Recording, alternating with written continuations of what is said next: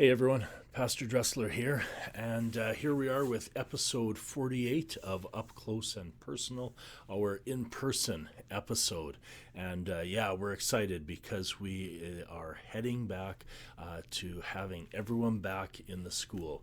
It's been a little while, especially for our older students, since the end of November when they went to remote learning, and our grade fours were in remote learning just before Christmas, but now everyone is coming back, and we're looking forward to that.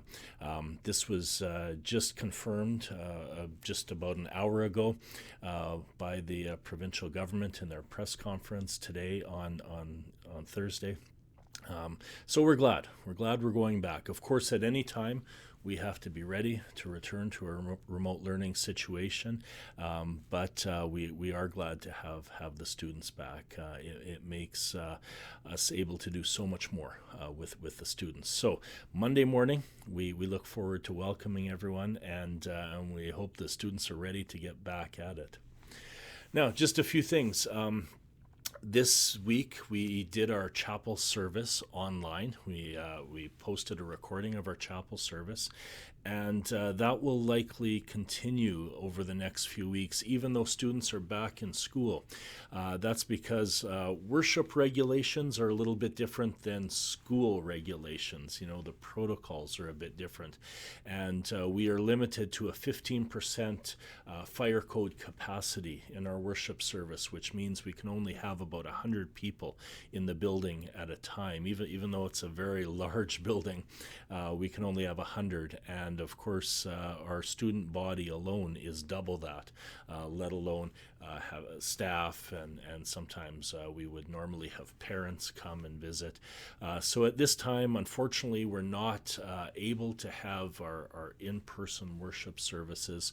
What we will be doing, we'll continue to record those services, and now that the kids are coming back to class, we will have them go through those worship services in their classroom.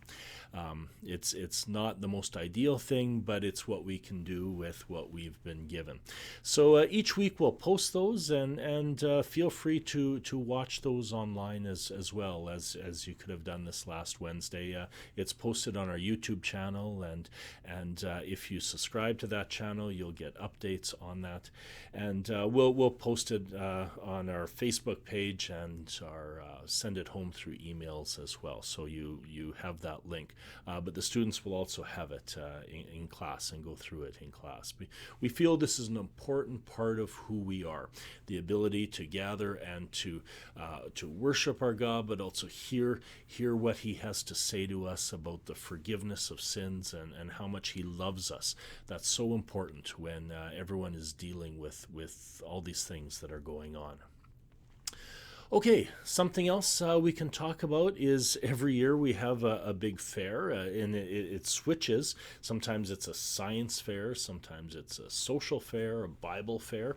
This year we had planned on doing a heroes fair, have the students do some research on a hero of theirs, and then present that. Again, protocols being what they are, we cannot carry this out in the normal way we would, but we still want the students to do some research and be able to present. So this will be happening more within a classroom setting as opposed to a gymnasium setting with everyone there. This way we can maintain our cohorts, and the problem becomes, well, what about parents? How do we include parents in this?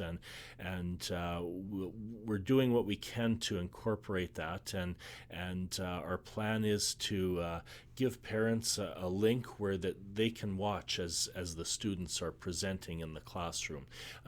Again, it's not quite the same as being there, but we're working with what we've got. So watch for more details on that. This will be as we get closer to the end of February. Each class will be setting aside some time to do this, and we'll make sure that you have adequate notice so that you can join in on that. All right, as I said, we've had a number of students this last week, the whole school in remote learning. One thing we've noticed is that some students seem to go on vacation during those times, and makes it really tough for the teachers to try to do what they can.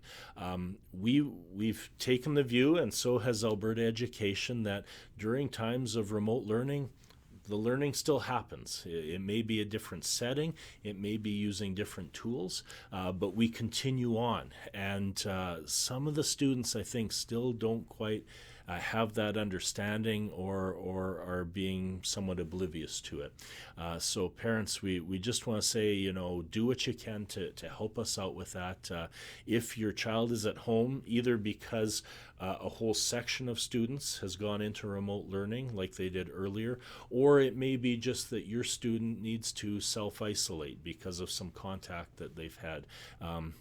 So it might be that they're the only one in the class that is self-isolating because they came in contact with a positive case somewhere else. But still, we hope that they can still connect and learn during this time. We don't want them just taking a holiday from school.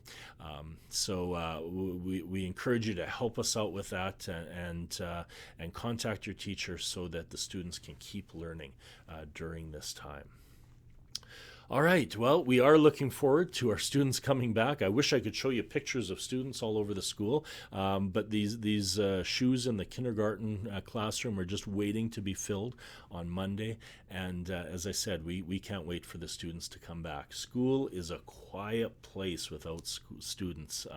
The teachers make a bit of noise, but not nearly as much as when the students are filling our classrooms and our hallways. Okay, as I said, let's keep working within the various parameters we have, and we'll keep communicating with each other and getting through this year.